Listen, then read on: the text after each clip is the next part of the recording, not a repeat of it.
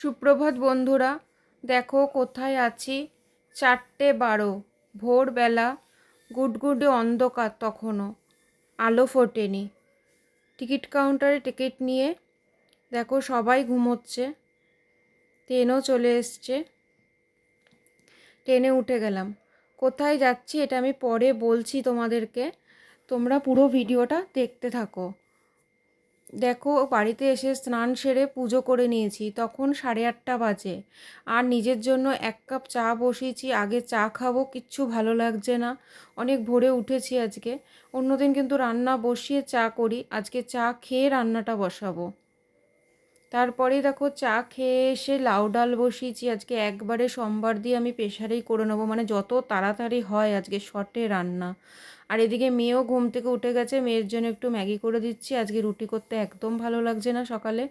তারপরে দেখো পেঁপে সেদ্ধ দিয়ে ভাতটাও বসিয়ে দিয়েছি। মেয়ে ঘুম থেকে উঠে গেছে, ফ্রেশ হয়ে গেছে, ওকে একটু ম্যাগিটা দিয়ে দেবো। বললাম বাবু ম্যাগি খেয়ে নে, ও বললো হ্যাঁ ঠিক আছে। ওকে খেতে দিয়ে এসে সবজি কেটে নিয়েছি, চিচিঙ্গা ভাজা করব, পটল ভাজা করব, আজকে সোমবার আমাদের নিরামিষ। তাই পটল ভাজা, চিচিঙ্গা ভাজা আর এই ডাল, আর সেরকম কিছু করব না।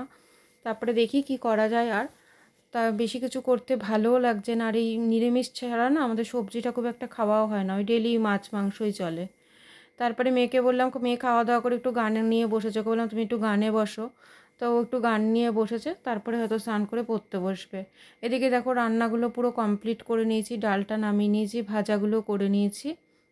আর এদিকে আবার শাপলা দেখো ছাড়িয়ে রেখেছি, মাখিনি এখনও, যখন ভাজবো আমি তখন মানে মেখে বড়াটা ভাজবো। আর এদিকে অনেকগুলো বাসন জড়ো হয়েছে, বাসন মাজবো।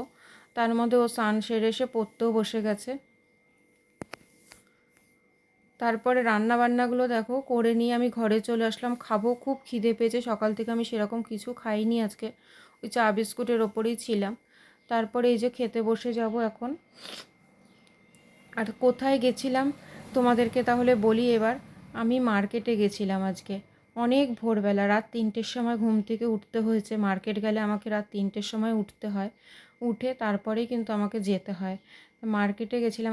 যারা যারা আমার ভিডিও দেখো তারা জানো যে আমার একটা ছোট্ট দোকান আছে, তাই মার্কেটে গেছিলাম।